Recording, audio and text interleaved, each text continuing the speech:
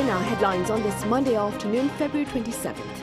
Barcelona is hosting its Mobile World Conference for 2023 starting on this Monday, with over 2,000 entities from some 200 countries taking part, as more than 80,000 visitors are expected at the event this year.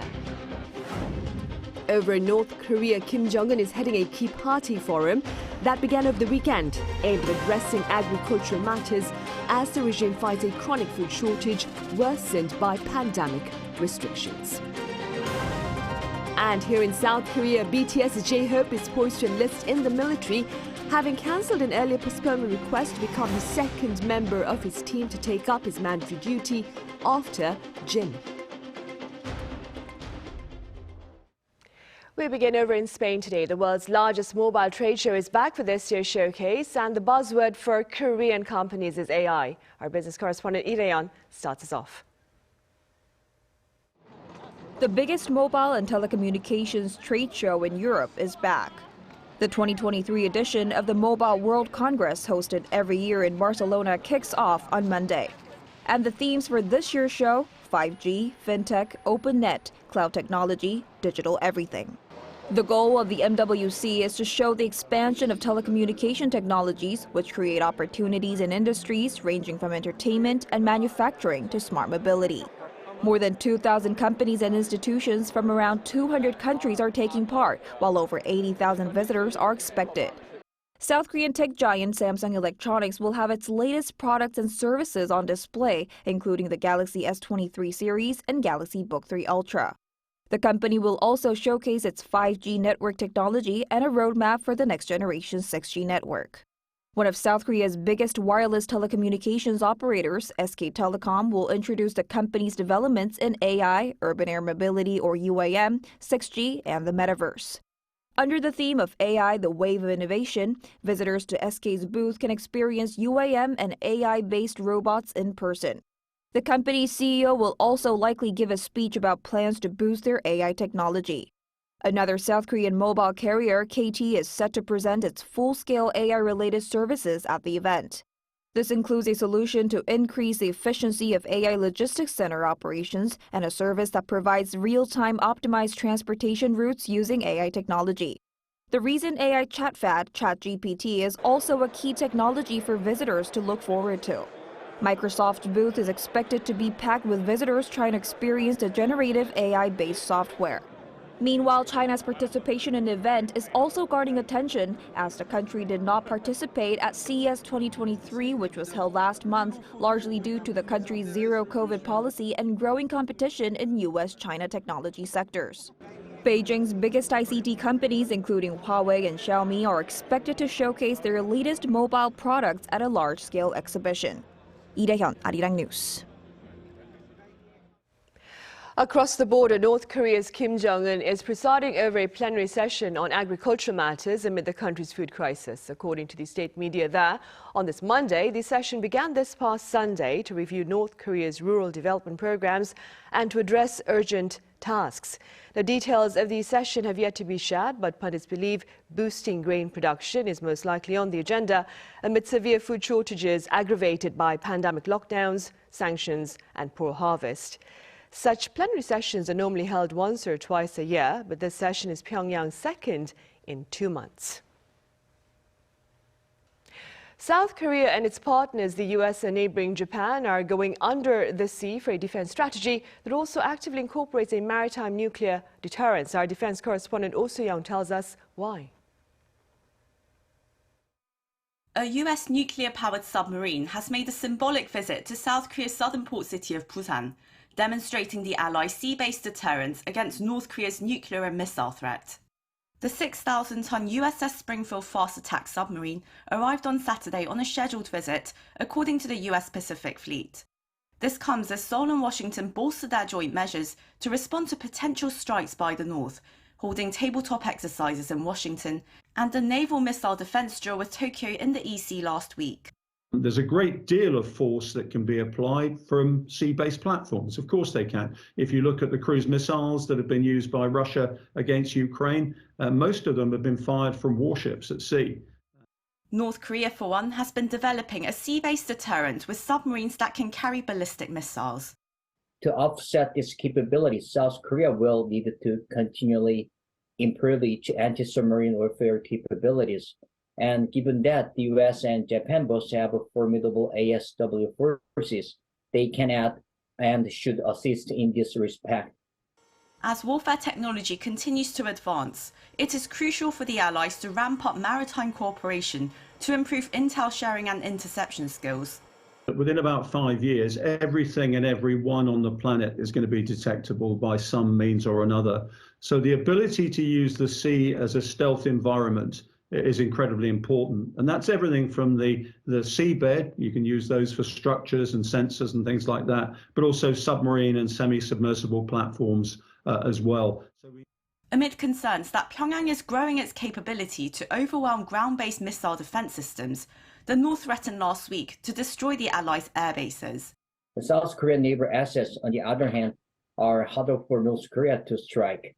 It must first be able to detect these assets and then pinpoint and strike them, both of which are daunting tasks. This is particularly true for submarines like the KSS-3, which are incredibly difficult for North Korea to target, given North Korea's limited anti-submarine warfare capabilities. The naval commanders of South Korea, US and Japan last week held talks to discuss joint maritime exercises going forward. Oh Seong, Arirang News. Meanwhile, Washington has renewed its words of warning to Beijing against lethal military aid to Moscow for its invasion of Ukraine. Speaking on ABC and CNN earlier on Sunday, White House National Security Advisor Jake Sullivan pointed out that the possibility of such lethal support from China to Russia had not been, quote, taken off the table. Sullivan added sending arms to assist Russia's aggression in Ukraine would be, quote, a real mistake and would result in real costs. His remarks follow earlier claims by the US and NATO that China may be planning to provide drones and ammunition to Russia. China, for its part, has dismissed these claims. And speaking of China, the ruling party there is holding a 3-day forum that began over the weekend for a major reshuffle of the party and government just ahead of the country's annual parliamentary session scheduled for March. Our Ising-jae reports. Members of the Chinese Communist Party's Central Committee, who were elected at the 20th Party Congress last October, came together on Sunday to begin a key meeting to carry out the agenda for a major reshuffle of the party and the government ahead of next month's 2 sessions. According to China's state-run Xinhua news agency on Sunday, the 3-day plenary session in Beijing began with President Xi Jinping presenting a work report. And the plenary session is garnering all the more attention this time, as China is expected to announce new leadership in the party, including a new premier who will take over the role long held by Li Keqiang, who's now retiring. Not to mention, aside from President Xi, most of the officials at the top are expected to be replaced. With the 2 sessions marking the official launch of President Xi's 3rd term as China's leader, a lot of other changes are expected within the party and the government. This may also include a plan to launch what's being tentatively called the Home Affairs Committee to oversee police, counterintelligence, and immigration, an organization that some watchers are comparing to the former Soviet Union's KGB. Pundits predict major changes within the party and the government at this year's 2 sessions, but most importantly, President Xi is set to strengthen his grip on power. Ising-jae, Arirang News.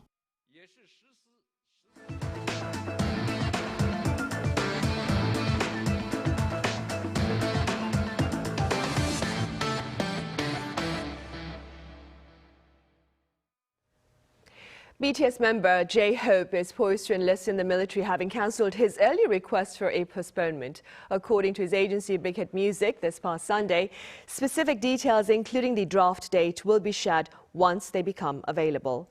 Now, fellow BTS member Jin began his military service last December. Meanwhile, J-Hope is also set to unveil a solo album on the street this coming Friday.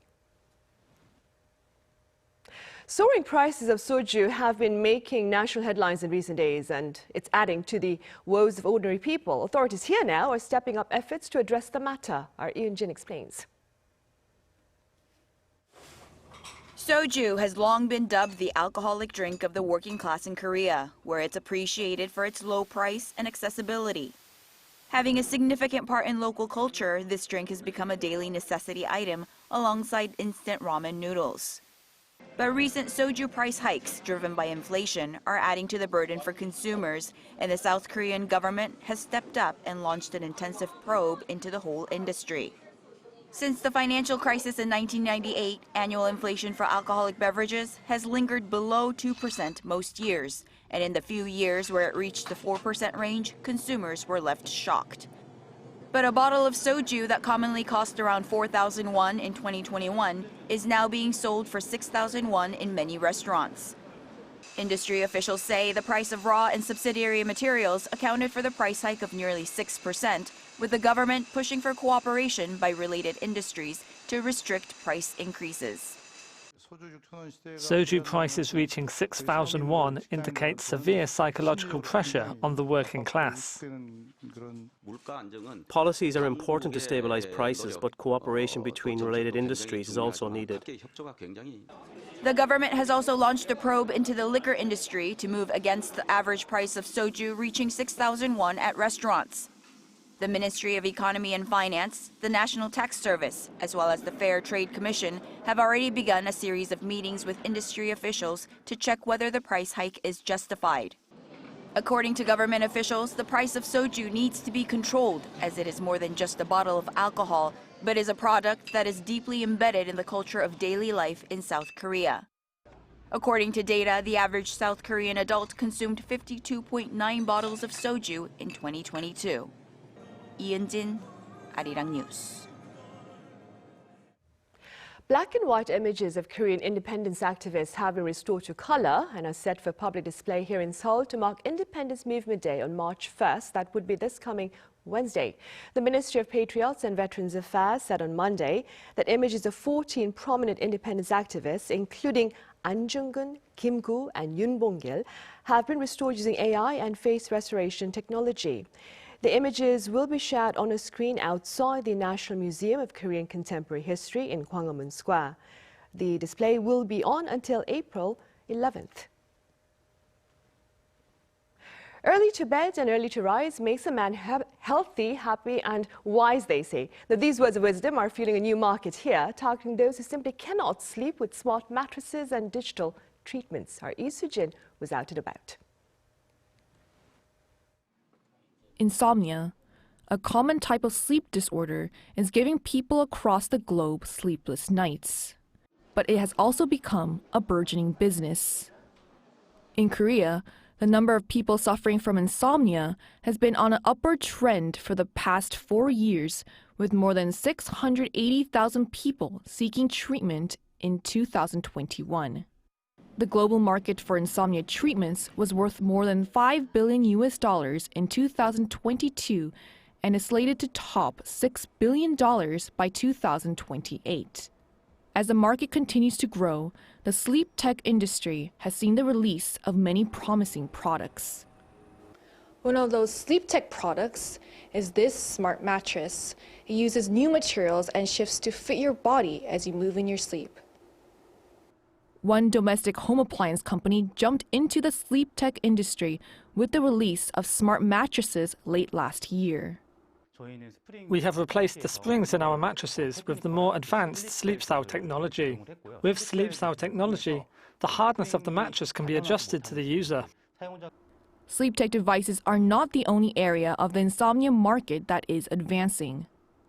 South Korea's Ministry of Food and Drug Safety on the 15th gave its first domestic marketing approval for the digital therapeutic app SOMS for insomnia treatment. This is the first time that a digital therapeutics device developed by a Korean company has received a domestic marketing license, thereby providing insomnia patients with a new treatment method. The SOMS app treats sleep disorders by giving real-time feedback on sleep habits over 6 to 9 weeks. Patients fill out sleep journals every day. The sleep efficiency index is then calculated based on these entries. The journal entries also help patients keep track of how they slept at night. This helps patients take the first step in curing insomnia, realizing what their sleeping habits are and how much their sleeping disorder has progressed. There are still several hurdles to overcome for domestic digital therapeutics, as they are not yet included in the state health insurance system. The future of the domestic insomnia market remains bright, though, as cutting-edge sleep tech products and digital therapeutics continue to emerge. Lee Soo-jin, Arirang News. In other news, Ukrainian musicians are using their trade to raise broader awareness about the atrocities of warfare in their country and also to spread hope. Our culture correspondent Song Yoo-jin shares their efforts. At a concert hall in the South Korean city of Bucheon, conductor Yuri Yanko is busy with rehearsals. The director and chief conductor of Kharkiv Philharmonic is one of the most renowned and decorated musicians of Ukraine. In the past year, his hometown Kharkiv suffered from numerous shellings and bombings from Russia.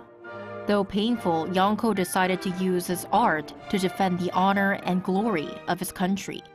On the first anniversary of Russia's war against Ukraine, he performed in front of a Korean audience with the Bucheon Philharmonic Orchestra.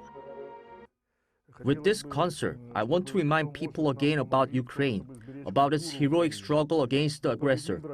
Tell the world about the problems, say thank you, and ask for help for my country. Yanko is one of the many Ukrainian artists who are spreading messages of hope amid the war. Pianist Anna Fedorova has been organizing dozens of benefit concerts for her home country over the past year. Standing there on stage and to feel this energy from the audience, energy of support and solidarity, and like it was 2,000 people were coming as one, and it was very powerful. And at the same time, of course, the reason was so sad and so terrible. Even children like the Color Music Children's Choir have been trying to support their country. The children's choir based in Dnipro, Ukraine rose to stardom after their cover of British band Coldplay's song went viral online. Because of the war, they had to practice at times in subway stations and rehearsed online for safety. But their determination did not stop them from reuniting and holding charity concerts in Germany and Sweden last year. Everyone needs to understand that war is horrible and not a single child in this world should ever go through this.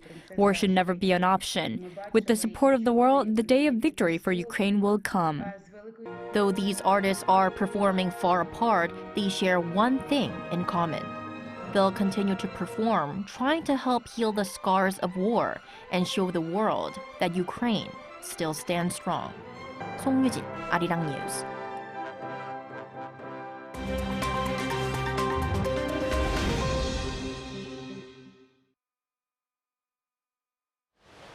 Let's take a look at what's going on in the world now.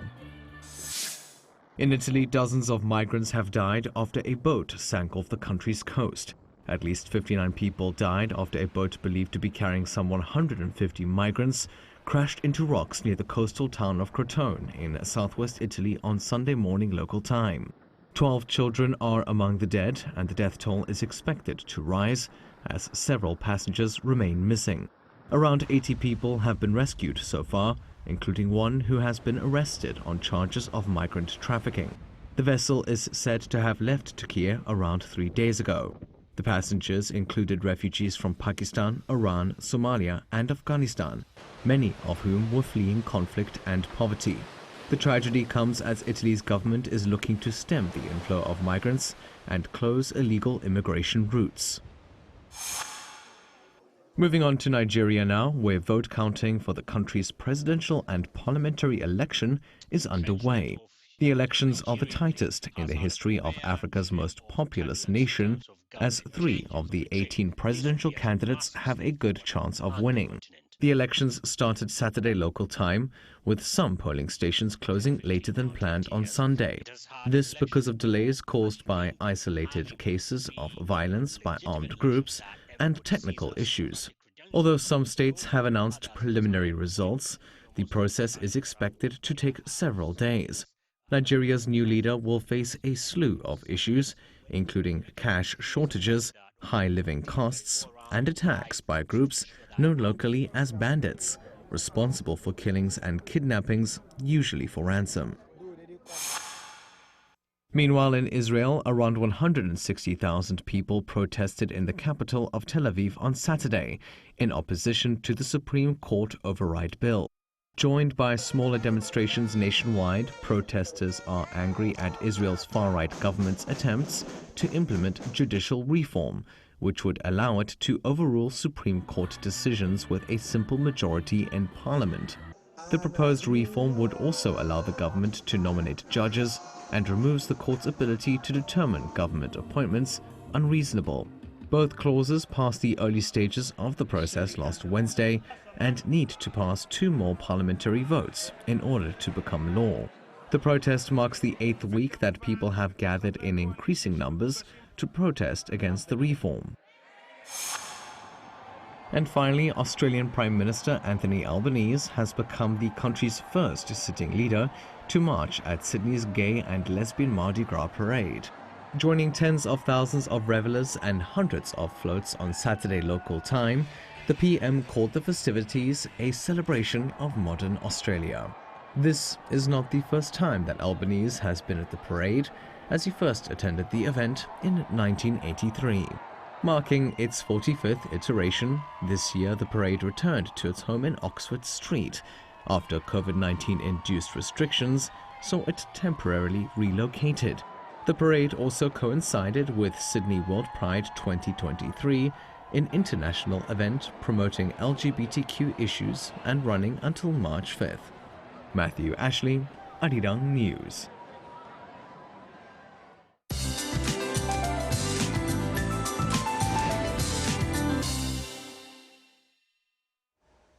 Good afternoon. Fire concerns look to prevail for a while with reports of wildfires in Korea. Dryness in the air is getting worse and there's no significant rainfall in sight to ease the conditions. So please be extra careful with anything that could start a blaze.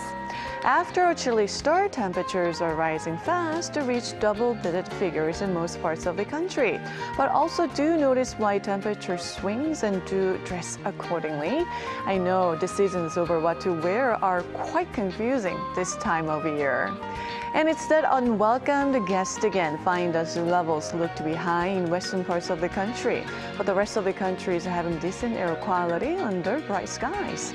Afternoon temperatures are also a couple of degrees higher than seasonal norms today, so it's an ideal weather to spend some time outdoors this afternoon. And we can feel that spring is coming this week with wide temperature gaps and a light mix of rain and snow in the forecast on Wednesday, which is Independence Movement Day here in Korea. With that in mind, here's a look at the weather conditions around the globe.